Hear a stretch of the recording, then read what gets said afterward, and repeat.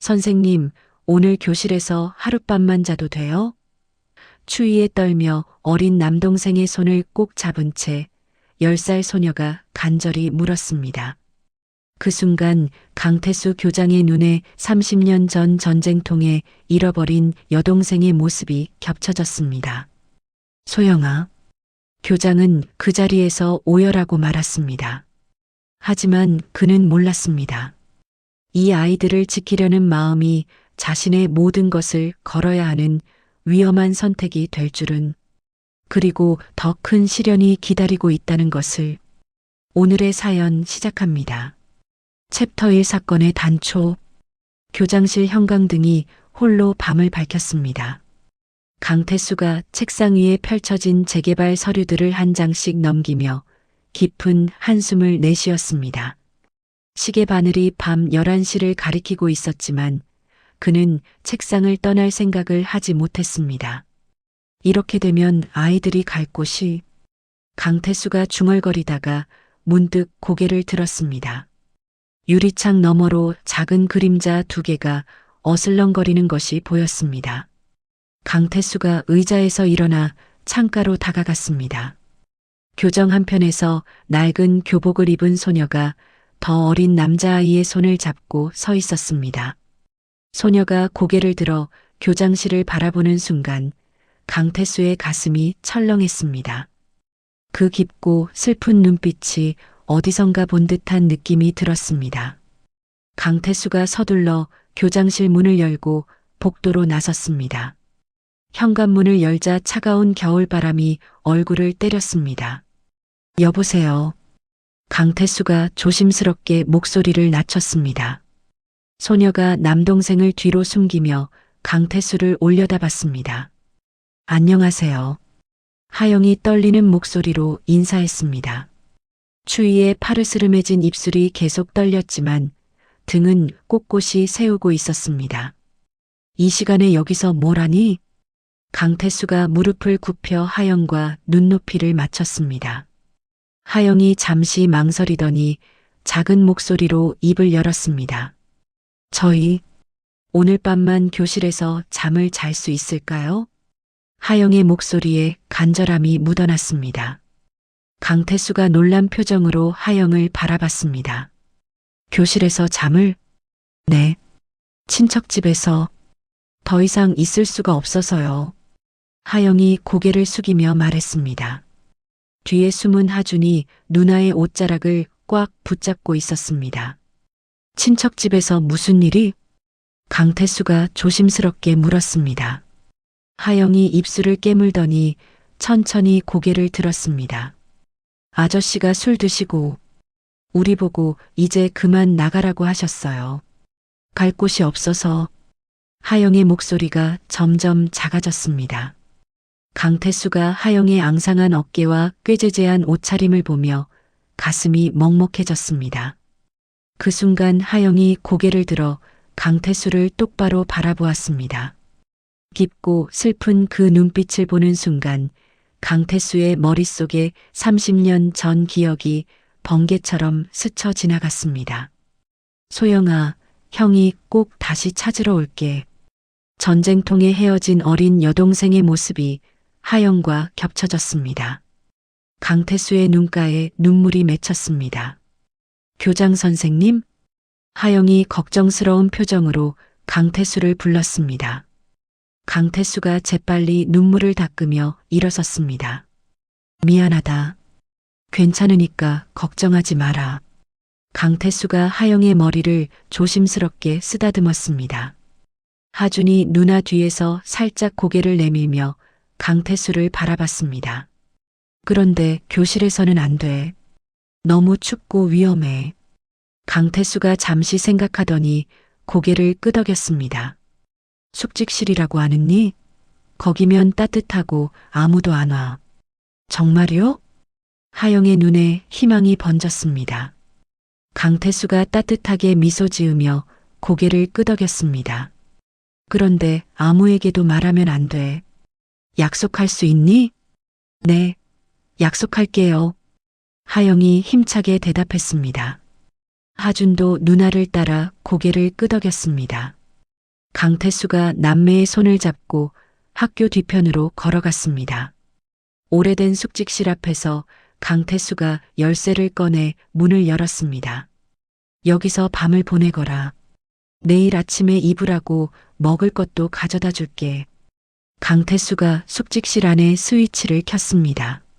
작은 방 안에 형광등이 켜지자 하영과 하준의 얼굴이 환해졌습니다. 고맙습니다. 하영이 깍듯하게 인사했습니다. 강태수가 문을 닫기 전에 다시 한번 당부했습니다. 밖에 나오면 절대 안 돼. 알았지? 네. 남매가 동시에 대답했습니다. 강태수가 숙직실을 나와 교장실로 돌아왔습니다. 책상 서랍에서 낡은 사진첩을 꺼내 펼쳤습니다. 빛바랜 사진 속에서 어린 소영이 환하게 웃고 있었습니다. 소영아. 강태수가 사진을 만지작거리며 중얼거렸습니다. 형이 이번엔 꼭 지켜줄게. 강태수의 목소리에 30년 만에 느끼는 간절함이 묻어났습니다. 다음 날 새벽 강태수가 집에서 이불과 라면, 과자를 챙겨 숙직실로 향했습니다. 문을 열자 하영과 하준이 바닥에서 서로를 껴안고 잠들어 있었습니다. 강태수가 조용히 이불을 덮어주며 작은 목소리로 속삭였습니다. 이제 괜찮다. 챕터 2 갈등의 고조. 일주일이 지났습니다. 하영과 하준은 숙직실에서 조용히 지내며 강태수가 가져다주는 음식으로 하루하루를 버텨나갔습니다. 강태수가 매일 새벽과 저녁에 숙직실을 찾아 남매의 안부를 확인했습니다. 어느 날 밤 10시경 하영이 하준의 손을 잡고 숙직실 뒤편 수도가로 향했습니다. 차가운 물에 얼굴을 적시며 하루의 피로를 씻어내려는 참이었습니다. 누나, 물이 너무 차가워. 하준이 떨리는 목소리로 말했습니다. 하영이 하준의 얼굴을 닦아주며 다독였습니다. 조금만 참아. 금방 끝날게. 그때 행정실에서 야근을 하던 윤주호가 화장실을 가려다가 수도가 쪽에서 들리는 소리를 들었습니다. 윤주호가 발걸음을 멈추고 귀를 기울였습니다. 분명히 아이들 목소리 같은데. 윤주호가 조용히 숙직실 쪽으로 다가갔습니다. 하지만 하영과 하준은 이미 숙직실 안으로 들어간 뒤였습니다. 윤주호가 숙직실 주변을 한 바퀴 돌며 살펴봤지만 아무것도 보이지 않았습니다. 그는 고개를 갸웃거리며 행정실로 돌아갔습니다. 다음 날 아침 강태수가 새 옷가지와 학용품이 든 봉지를 들고 학교에 왔습니다. 아무도 없는 창고에 물건들을 숨겨두려고 했습니다. 교장 선생님, 무엇을 하고 계십니까? 뒤에서 윤주호의 목소리가 들렸습니다. 강태수가 깜짝 놀라 돌아봤습니다. 아, 윤 실장. 그냥 정리할 게 있어서. 강태수가 당황한 기색을 숨기며 대답했습니다. 윤주호가 의심스러운 눈으로 강태수가 든 봉지를 바라봤습니다. 새 옷가지 같은데 누구 것입니까? 개인적으로 기부할 물건이야. 강태수가 서둘러 창고 문을 잠그며 말했습니다. 윤주호의 눈에 의심의 빛이 더욱 짙어졌습니다. 그날 오후 윤주호가 강태수 교장실을 찾아왔습니다. 문을 열고 들어서며 날카로운 목소리로 말했습니다. 교장 선생님, 학교 시설을 사적으로 이용하고 계신 건 아니죠? 강태수가 서류를 내려놓으며 윤주호를 바라봤습니다. 무슨 말인가? 요즘 밤늦게까지 학교에 계시는 일이 많으시더군요. 혹시 다른 목적이 있는 건 아닙니까? 윤주호가 팔짱을 끼며 따졌습니다. 강태수의 표정이 굳어졌습니다. 나는 학교 일로 늦게 있는 거야. 다른 생각은 하지 마라. 그렇다면 학교 예산은 투명하게 사용하고 계시는 거죠? 윤주호가 한 발 더 다가서며 압박했습니다. 강태수가 자리에서 일어나 윤주호와 마주 섰습니다. 윤 실장, 지금 나를 의심하는 거야? 의심이 아니라 확인하는 겁니다. 재개발 심사를 앞둔 시점에서 교장 선생님의 행동이 수상해 보여서요. 윤주호의 목소리에 적대감이 섞여 있었습니다. 강태수가 주먹을 꽉 쥐었지만 참았습니다. 나는 개인적인 봉사활동을 하고 있을 뿐이야. 더 이상 캐묻지 마라. 봉사활동이라. 윤주호가 비웃듯 말했습니다. 그 봉사활동 때문에 학교가 위험해지면 어쩌시려고요? 강태수가 더 이상 참지 못하고 소리쳤습니다. 나가. 윤주호가 차갑게 웃으며 교장실을 나갔습니다. 그날 밤 강태수가 정미경 교사를 찾아갔습니다. 정미경이 교무실에서 수업 준비를 하고 있었습니다. 정 선생님, 잠깐 얘기 좀 할까요? 강태수가 조심스럽게 말했습니다. 정미경이 고개를 들며 강태수를 바라봤습니다. 무슨 일이세요? 강태수가 주변을 둘러본 후 목소리를 낮췄습니다. 사실 숙직실에 아이들이 있어요. 갈 곳 없는 남매인데. 정미경이 놀란 표정으로 강태수를 바라봤습니다. 아이들이요? 부탁이 있어요. 밤에 시간 나실 때 아이들 공부 좀 봐주실 수 있을까요? 강태수의 목소리에 간절함이 묻어났습니다. 정미경이 잠시 망설이더니 고개를 끄덕였습니다. 알겠습니다. 도와드릴게요. 그날 밤 정미경이 몰래 숙직실을 찾아갔습니다. 문을 열자 하영이 하준에게 글자를 가르치고 있었습니다. 안녕하세요. 정미경이 따뜻하게 인사했습니다. 하영과 하준이 깜짝 놀라 일어섰습니다. 교장 선생님이 부탁하셔서 왔어요. 공부하고 싶다면서요? 하영의 눈이 반짝였습니다. 네, 정말 배우고 싶어요. 정미경이 가져온 교과서를 펼치며 미소 지었습니다. 그럼 시작해 볼까요? 한편 윤주호는 숙직실 주변 쓰레기통을 뒤지고 있었습니다. 과자 봉지와 작은 신발 자국을 발견한 윤주호의 입가에 냉소적인 웃음이 번졌습니다. 역시 그랬군. 윤주호가 증거들을 챙기며 중얼거렸습니다. 이제 교장을 끝장낼 수 있겠어. 챕터 3위기. 이틀 후 아침 학교 정문에 검은색 승용차가 멈춰섰습니다. 차에서 내린 중년 남자가 서류 가방을 들고 학교 본관으로 걸어왔습니다. 김명우 감사관이었습니다. 행정실에서 윤주호가 김명우를 맞았습니다. 서울시 교육청에서 나왔습니다. 재개발 심사 관련 조사가 있어서요. 김명우가 신분증을 보여주며 말했습니다. 윤주호가 반가운 표정으로 고개를 끄덕였습니다. 교장실은 이쪽입니다. 강태수가 교장실에서 김명우를 마주한 순간 얼굴이 굳었습니다. 30년 전 보육원에서 함께 지냈던 김명우였습니다. 오랜만이다, 강태수? 김명우가 차가운 목소리로 말했습니다. 강태수가 자리에서 일어나며 대답했습니다. 김명우, 너였구나. 감사관이라고 불러주지. 김명우가 서류 가방을 책상 위에 올려놓으며 말했습니다. 강태수의 손이 미세하게 떨렸습니다. 재개발 심사 과정에서 투명성 문제가 제기됐어.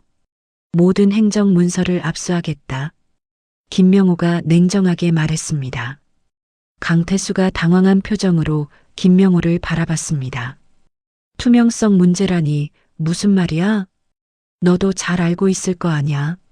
30년 전에도 내 동생을 지키지 못했는데 지금은 뭘 숨기려 하는 거냐? 김명우의 말에 강태수의 얼굴이 창백해졌습니다. 어린 시절 소영을 잃었던 그날의 기억이 되살아났습니다. 그 일은 지금과 상관없어. 강태수가 목소리를 가다듬으며 말했습니다. 김명우가 비웃으며 고개를 저었습니다. 상관없다고?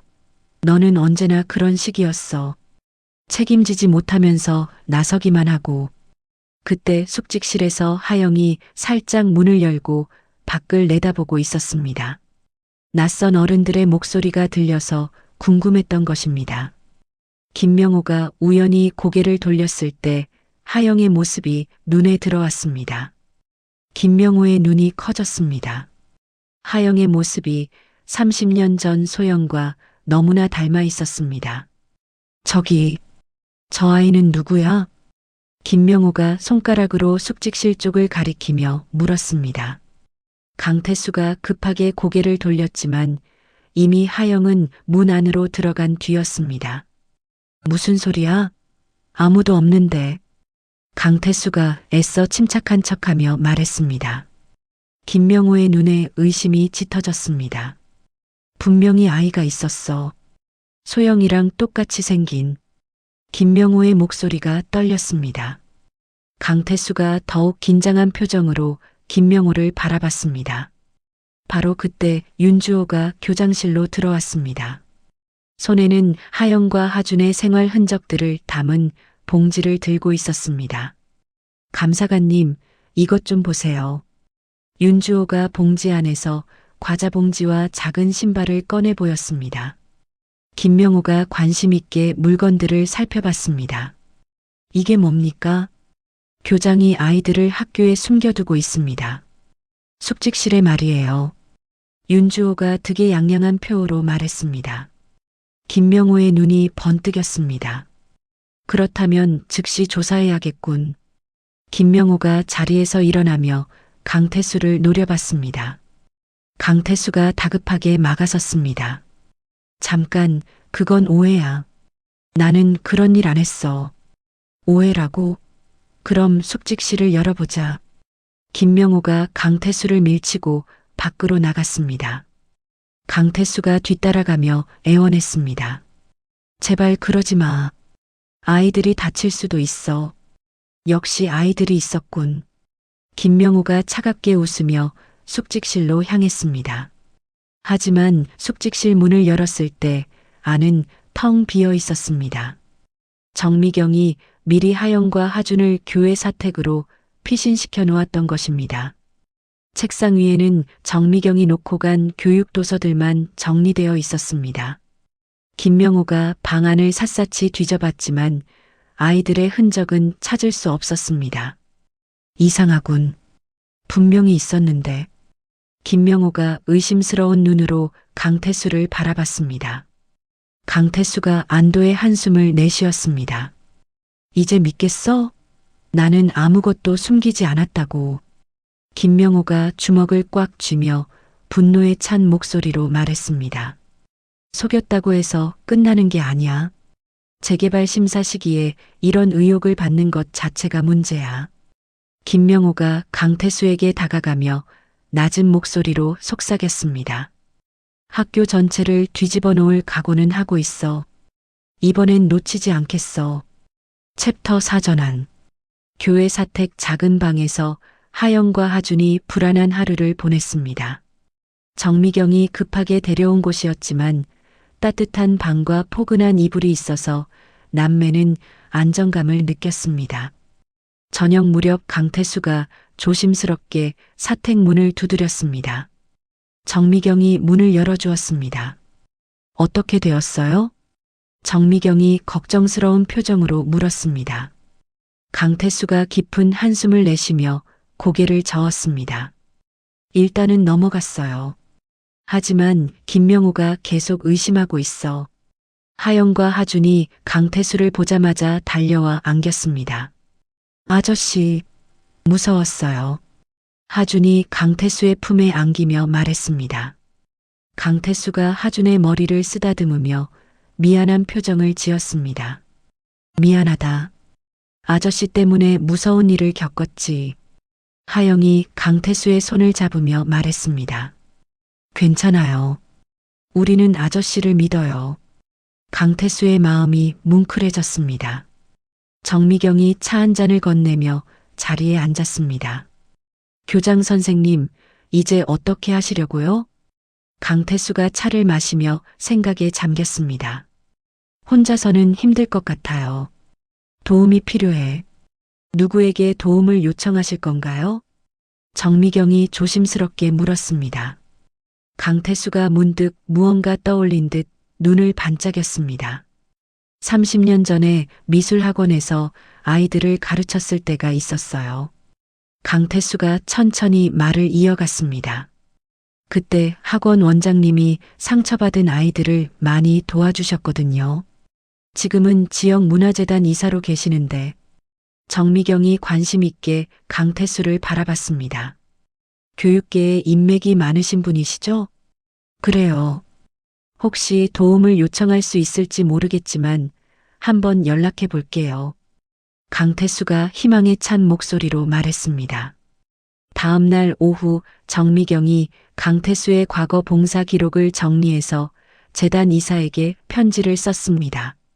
강태수의 진심과 현재 상황을 자세히 설명하며 도움을 요청하는 내용이었습니다. 며칠 뒤 재단 이사로부터 연락이 왔습니다. 강태수 선생님 맞으시죠? 오랜만입니다. 전화기 너머로 따뜻한 목소리가 들렸습니다. 강태수가 감격스러운 목소리로 대답했습니다. 원장님, 기억해 주셔서 감사합니다. 편지를 받고 깜짝 놀랐어요. 선생님이 그런 어려움을 겪고 계시다니. 재단 이사가 걱정스러운 목소리로 말했습니다. 30년 전 선생님이 우리 아이들에게 얼마나 헌신하셨는지 잊을 수가 없어요. 이번엔 제가 도와드릴 차례죠. 강태수의 눈에 눈물이 맺혔습니다. 정말 감사합니다. 내일 저녁에 만날 수 있을까요? 자세한 이야기를 듣고 싶어요. 강태수가 기쁜 목소리로 대답했습니다. 네, 언제든지 좋습니다. 다음 날 저녁 강태수가 김명호의 감시를 피해 조용한 찻집에서 재단 이사를 만났습니다. 재단 이사가 강태수의 손을 따뜻하게 잡으며 말했습니다. 선생님 많이 힘드셨죠? 강태수가 지난 일들을 차근차근 설명했습니다. 하영과 하준의 사연, 학교 재개발 위기, 김명호의 압박까지 모든 것을 털어놓았습니다. 재단 이사가 깊은 감동을 받으며 고개를 끄덕였습니다. 선생님의 마음이 얼마나 간절한지 느껴져요. 제가 할 수 있는 모든 일을 해드릴게요. 정말요? 네, 교육청 고위층에 아는 분들이 있어요. 학교 재개발 심사에 긍정적인 영향을 미칠 수 있도록 노력해 보겠습니다. 강태수가 감사의 인사를 드리며 재단 이사와 악수했습니다. 일주일 후 재단 이사의 노력이 결실을 맺기 시작했습니다. 교육청 내부에서 학교 재개발에 대한 재검토 요청이 올라왔습니다. 김명호의 감사 압력도 일시적으로 약화되었습니다. 그날 저녁 강태수가 교회 사택을 찾아갔습니다. 하영과 하준이 반갑게 달려와 안겼습니다. 아저씨, 좋은 일 있었어요? 하영이 강태수의 환한 표정을 보며 물었습니다. 강태수가 따뜻하게 미소 지으며 대답했습니다. 응, 이제 조금씩 좋아질 것 같아. 그날 밤 강태수는 하영, 하준과 함께 따뜻한 저녁 식사를 했습니다. 30년 만에 느끼는 가족의 온기였습니다. 아저씨는 우리에게 아빠 같아요. 하영이 수줍게 말했습니다. 강태수의 가슴이 따뜻해졌습니다. 나도 너희들이 내 딸, 아들 같아. 강태수가 남매의 머리를 쓰다듬으며 말했습니다. 하준이 강태수의 무릎에 기대며 잠이 들었습니다. 강태수가 잠든 하준을 바라보며 마음속으로 다짐했습니다. 이번엔 절대 놓치지 않겠다고, 끝까지 이 아이들을 지키겠다고 말입니다. 챕터 5절정. 2달이 흘렀습니다. 재단 이사의 적극적인 도움과 정미경의 헌신적인 노력 덕분에 학교 재건축 심사가 마침내 통과되었습니다. 강태수가 교장실에서 승인 통서를 받아든 순간 눈물이 쏟아졌습니다. 드디어. 강태수가 떨리는 목소리로 중얼거렸습니다. 정미경이 기쁜 표정으로 교장실 문을 두드리며 들어왔습니다. 교장 선생님, 축하드려요. 정 선생님 덕분입니다. 정말 고마워요. 강태수가 감사의 인사를 드렸습니다. 그날 오후 윤주호가 교장실을 찾아왔습니다. 얼굴에는 미안한 표정이 가득했습니다. 교장 선생님, 윤주호가 머리를 숙이며 말했습니다. 제가 잘못했습니다. 선생님을 의심하고 괴롭혀드려서 죄송합니다. 강태수가 윤주호를 바라보며 고개를 끄덕였습니다. 이제 됐어요. 앞으로 학교를 위해 함께 노력합시다. 윤주호가 깊이 고개를 숙이며 사과했습니다. 한편 강태수는 하영과 하준의 입양 절차를 진행하기 위해 법률사무소를 찾아갔습니다. 두 아이의 법적 후견인이 되고 싶습니다. 강태수가 변호사에게 진지하게 말했습니다. 변호사가 서류를 정리하며 설명했습니다. 아이들의 동의서와 신원 확인이 필요합니다. 시간이 좀 걸릴 수 있어요. 얼마나 걸릴까요? 빠르면 한 달 정도 걸립니다. 강태수가 안도의 한숨을 내쉬었습니다. 입양 심사 당일 강태수가 하영과 하준의 손을 잡고 법원에 갔습니다. 하영이 긴장한 듯 가슴을 살짝 움켜쥐며 기침을 했습니다. 괜찮니? 강태수가 걱정스럽게 물었습니다. 네, 그냥 조금 떨려서. 하영이 미소 지으며 대답했습니다. 강태수는 단순한 긴장감으로 여기고 넘어갔습니다. 판사가 서류를 검토한 후 망치를 두드렸습니다. 강태수 씨가 하영, 하준 남매의 법적 후견인으로 인정됩니다. 법원에 있던 모든 사람들이 박수를 쳤습니다. 강태수가 하영과 하준을 꽉 안으며 눈물을 흘렸습니다. 이제 우리는 진짜 가족이야. 하영과 하준도 감격에 겨워 울었습니다. 아빠. 하준이 처음으로 강태수를 아빠라고 불렀습니다. 강태수의 마음이 벅차올랐습니다. 그날 저녁 학교 강당에서 축하 잔치가 열렸습니다. 지역 주민들과 교직원들이 모두 모여 강태수 가족의 탄생을 축하했습니다. 하영이 무대에 올라가 강태수에게 직접 만든 카네이션을 전달했습니다. 아빠, 편지를 읽어드릴게요. 하영이 떨리는 목소리로 편지를 펼쳤습니다. 아빠, 저희를 구해주셔서 감사해요. 추위와 외로움 속에서 헤매던 저희에게 따뜻한 집을 만들어주셨어요. 하영의 목소리에 감동이 묻어났습니다.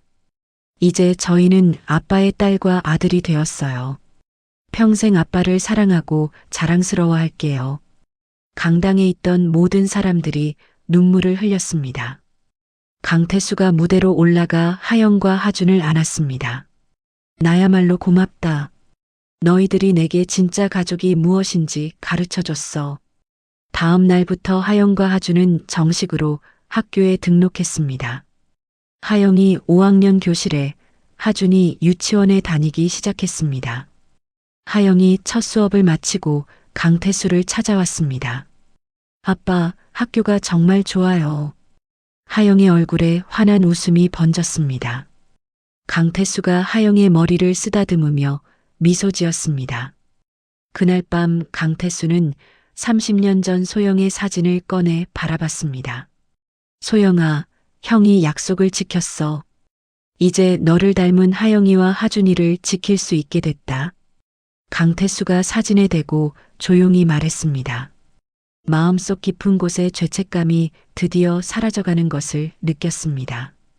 강태수가 하영과 하준의 방을 들여다봤습니다.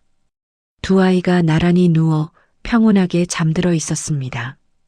고맙다. 강태수가 작은 목소리로 속삭였습니다. 30년 만에 찾은 진정한 평화였습니다. 챕터 6 두 번째 위기. 입양 축하 잔치가 끝난 지 일주일 후 학교에서 봄 체육대회가 열렸습니다.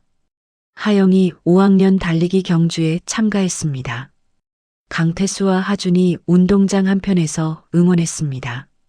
누나 파이팅! 하준이 작은 손으로 박수를 치며 소리쳤습니다. 강태수도 환한 미소로 하영을 바라봤습니다. 하영아, 힘내. 출발 신호가 울리자 하영이 힘차게 달리기 시작했습니다. 하지만 50m쯤 달렸을 때 하영의 발걸음이 갑자기 흔들렸습니다. 하영이 가슴을 움켜쥐며 헉헉거리기 시작했습니다. 얼굴이 창백해지면서 숨을 제대로 쉬지 못했습니다. 하영아. 강태수가 운동장으로 뛰어갔습니다. 하영이 그 자리에 주저앉으며 의식을 잃었습니다. 119에 신고해요. 정미경이 급하게 소리쳤습니다. 강태수가 하영을 품에 안으며 눈물을 흘렸습니다. 하영아, 정신 차려. 구급차가 도착해 하영을 병원으로 옮겼습니다. 강태수와 하준이 구급차에 함께 탔습니다. 병원 응급실에서 의사가 심각한 표정으로 강태수를 찾아왔습니다. 보호자이신가요? 네, 아이 아버지입니다. 강태수가 떨리는 목소리로 대답했습니다. 정밀 검사를 해봐야겠지만 심장에 문제가 있는 것 같습니다. 의사의 말에 강태수의 다리에 힘이 빠졌습니다.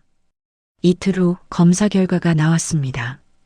의사가 진단서를 들고 강태수를 찾아왔습니다. 선천성 심장 판막증입니다. 즉시 수술하지 않으면 위험합니다. 수술이요? 강태수가 놀란 표정으로 물었습니다. 네, 고난도 수술이고 비용도 많이 듭니다. 최소 3천만 원은 필요해요. 강태수의 머릿속이 하얘졌습니다. 퇴직금을 모두 합쳐도 턱없이 부족한 금액이었습니다. 언제까지 수술해야 하나요? 한 달 안에는 해야 합니다. 더 늦으면 생명이 위험해집니다. 강태수가 병실로 돌아가 잠든 하영을 바라봤습니다. 하준이 누나 옆에서 조용히 손을 잡고 있었습니다. 아빠, 누나가 많이 아파요? 하준이 걱정스러운 표정으로 물었습니다. 강태수가 하준을 안으며 대답했습니다. 괜찮을 거야. 아빠가 꼭 낫게 해줄게. 그날 밤 강태수가 은행을 찾아가 퇴직금 가부를 신청했습니다. 하지만 받을 수 있는 돈은 1천만 원이 전부였습니다. 며칠 후 악성 소문이 퍼지기 시작했습니다. 재개발을 반대하는 일부 세력들이 하영의 수술비 모금을 문제 삼았습니다. 교장이 수술비 명목으로 비자금을 만들고 있다더라. 학교 돈을 개인적으로 쓰는 거 아냐? 악성 소문 때문에 모금 활동이 중단될 위기에 처했습니다.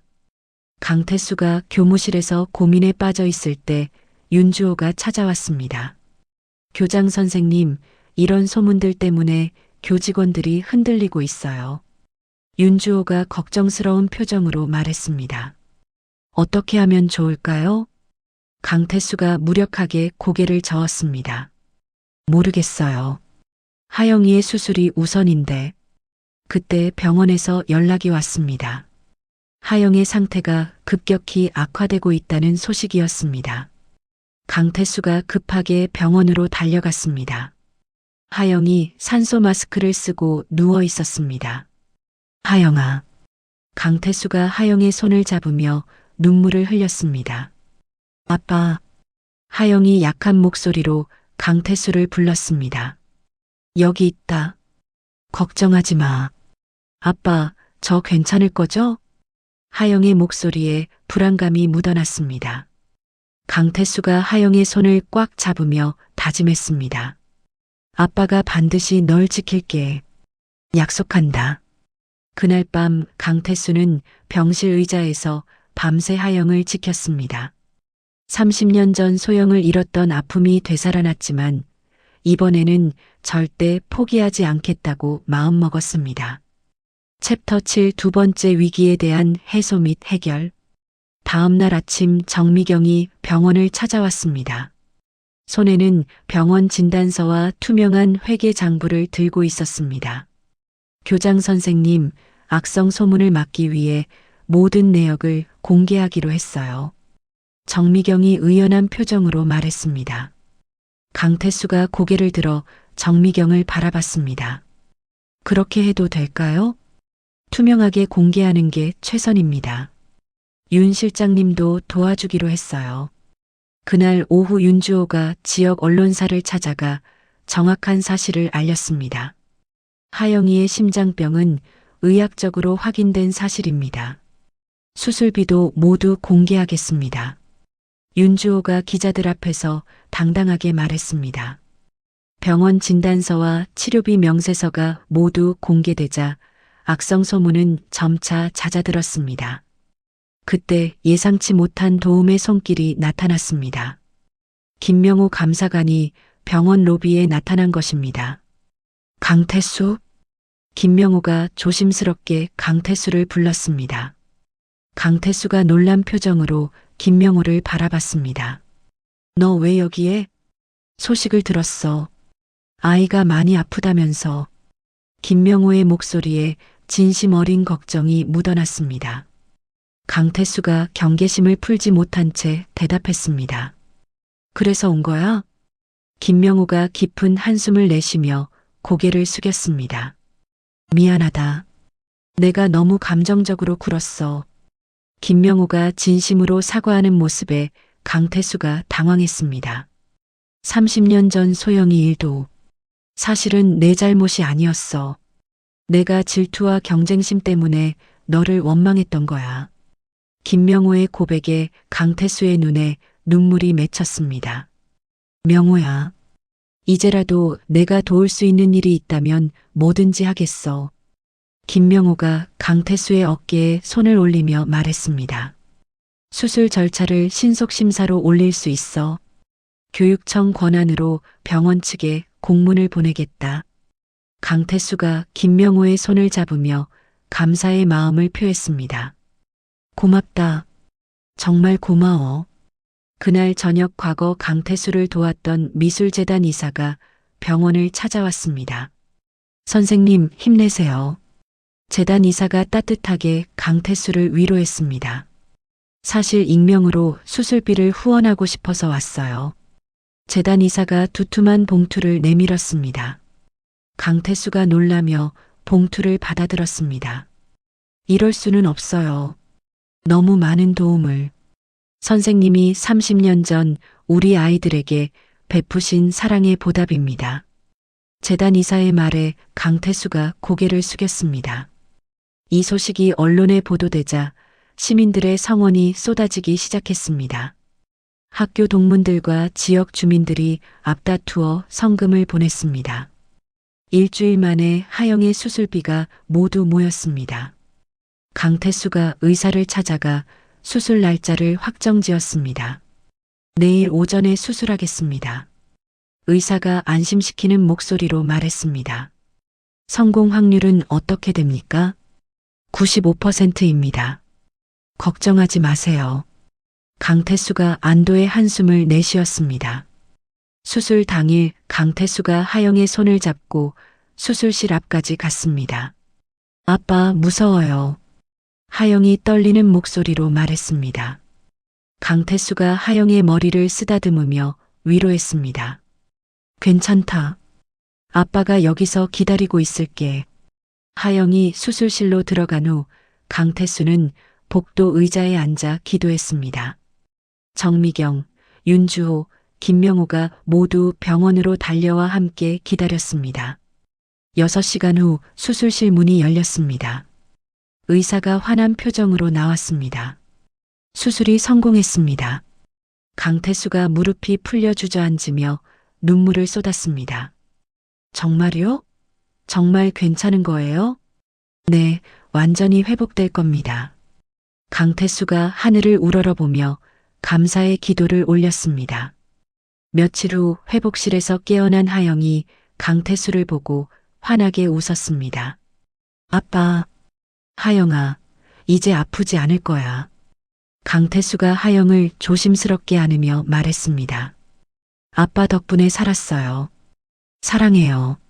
하영의 말에 강태수는 30년 전 잃었던 소영을 되찾은 듯한 감격에 젖었습니다. 수술비 중 남은 돈을 강태수는 지역 소외 아동 장학재단에 전액 기부했습니다.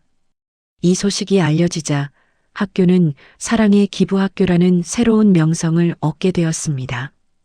김명우가 강태수를 찾아와 진심으로 사과했습니다. 30년 동안 너를 오해했던 걸 용서해줘. 이미 다 잊었어. 이제 우리 다시 친구하자. 두 사람이 굳게 악수를 나누었습니다. 30년 만에 풀린 오해와 원한이었습니다. 챕터 8 결말 및 에필로그. 15년이 흘렀습니다. 학교는 철거되지 않고 미래 희망 학교라는 이름으로 새롭게 재건축되어 지역 교육의 자랑이 되었습니다. 강태수는 명예로운 정년퇴직을 맞았고 정미경이 새로운 교장으로 부임했습니다. 봄날 오후 25세가 된 하영이 모교 교문을 걸어 들어왔습니다. 교사 발령을 받아 첫 출근하는 날이었습니다. 교복 대신 단정한 정장을 입은 하영의 모습이 의젓했습니다.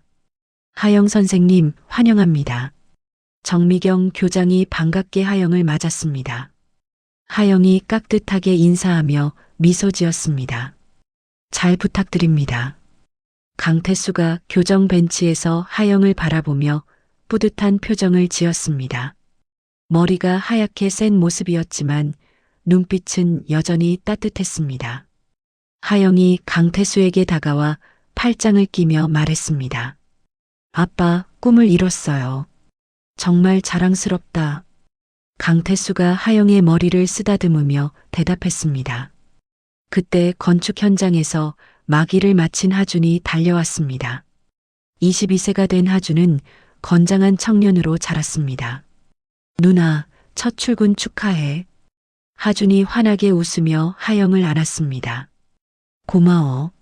너도 오늘 설계일 어땠어? 기억의 도서관 설계가 승인됐어. 우리가 어릴 때 살았던 숙직실 자리에 짓게 됐어. 하준이 기쁜 목소리로 말했습니다. 강태수의 눈에 뭉클함이 스며들었습니다. 그 자리에 도서관을. 네, 아빠. 우리가 받은 사랑을 다른 아이들에게도 전해주고 싶어요. 하준의 말에 강태수가 깊이 고개를 끄덕였습니다.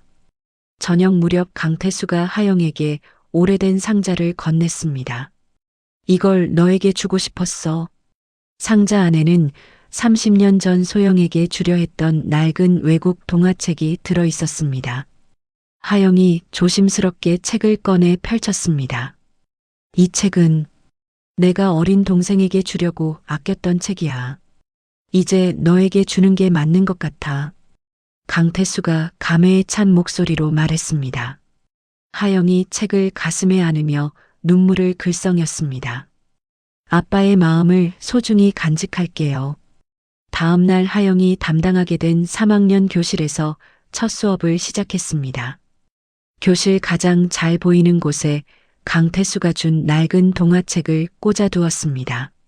선생님, 저 오래된 책은 뭐예요? 한 아이가 호기심 어린 눈으로 물었습니다. 하영이 따뜻한 미소로 대답했습니다. 사랑이 담긴 특별한 책이에요. 언젠가 여러분에게도 읽어드릴게요. 방과 후 강태수가 하영의 교실을 찾아왔습니다. 하영이 아이들과 즐겁게 놀아주는 모습을 보며 미소 지었습니다. 어때? 첫 수업은? 정말 행복해요. 아이들이 너무 예뻐요. 하영의 얼굴에 만족스러운 표정이 가득했습니다. 너를 보니 정말 교사가 천직인 것 같구나. 아빠를 닮았나 봐요. 하영이 수줍게 말했습니다. 그날 저녁 강태수, 하영, 하준 세 사람이 집에서 저녁 식사를 했습니다. 평범하지만 따뜻한 가족의 시간이었습니다. 아빠, 건강하게 오래오래 사세요. 하준이 강태수에게 말했습니다. 너희들이 있어서 매일이 행복하다. 강태수가 남매를 바라보며 진심으로 말했습니다. 밤이 되어 강태수는 홀로 교정을 산책했습니다. 별빛 아래 학교는 고요하고 평화로웠습니다. 벤치에 앉아 하영이 어릴 적 만들어준 카네이션을 바라봤습니다. 말라버린 꽃잎이지만 여전히 소중하게 간직하고 있었습니다. 소영아, 형이 약속을 다 지켰어. 이제 편히 쉬어. 강태수가 밤하늘을 올려다보며 속삭였습니다. 마음속 깊은 곳의 아픔이 완전히 치유되었음을 느꼈습니다. 교정 저편에서 하영과 하준이 강태수를 찾아 나왔습니다. 아빠, 여기 계셨구나.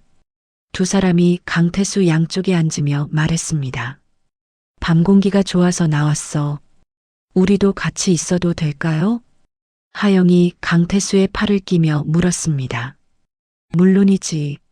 세 사람이 나란히 앉아 조용히 밤하늘을 바라봤습니다. 별들이 반짝이는 가운데 강태수의 얼굴에 깊은 평온이 스며들었습니다. 고맙다. 강태수가 작은 목소리로 중얼거렸습니다. 하영과 하준이 서로를 마주보며 따뜻하게 미소 지었습니다. 고통과 상실을 넘어 찾은 진정한 가족이었습니다. 피를 나누지 않아도 사랑으로 맺어진 끈끈한 유대였습니다. 교정에 스며든 고요함 속에서 세 사람의 행복한 웃음소리가 은은하게 퍼져나갔습니다.